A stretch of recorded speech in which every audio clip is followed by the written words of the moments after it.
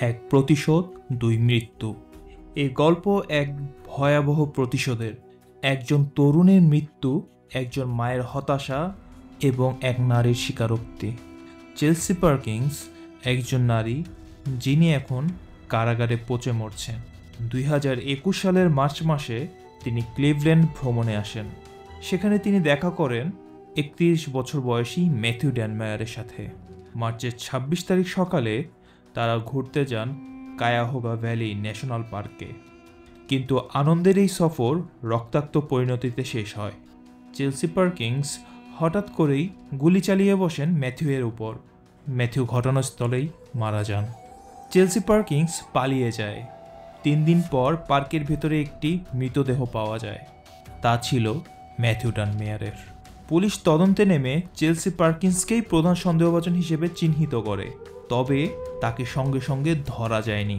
এদিকে ছেলের মৃত্যুতে দিশেহারা হয়ে যান ম্যাথিউয়ের মা টমি লিন ড্যানমায়ার। তিনি প্রতিশোধের আগুনে পুড়ছিলেন। ধারণা করেন চেলসি পার্কিন্স ওয়াশিংটন ডিসিতে একটি নির্দিষ্ট বাড়িতে থাকছেন।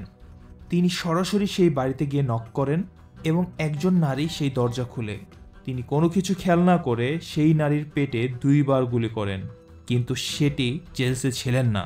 ভাগ্যক্রমে সেই নারী বেঁচে গেলেও টমি লিন অর্থাৎ ম্যাথিউয়ের মা নিজের প্রাণ নিজেই নিয়ে নেন এবং তার বাবা এই প্রতিশোধ পরিকল্পনায় জড়িত থাকায় তাকে 3 বছরের কারাদণ্ড দেওয়া হয়। শেষ পর্যন্ত চেলসি পার্কিন্সকে গ্রেফতার করে পুলিশ। তিনি দাবি করেন 2017 সালে ম্যাথিউ তাকে যৌন নির্যাতন করেছিলেন। সেই সময় অভিযোগ জানানো হলেও প্রমাণের অভাবে মামলা নেওয়া হয়নি। এখন আদালতে সেই ঘটনার প্রতিশোধ নিয়েছেন বলে তিনি স্বীকার করেন। তিনি আদালতে সকল দোষ স্বীকার করে নেন। আদালত তাকে 20 থেকে 25 বছরের কারাদণ্ড প্রদান করে। এখন তিনি জেলখানাতেই পচে মরছেন।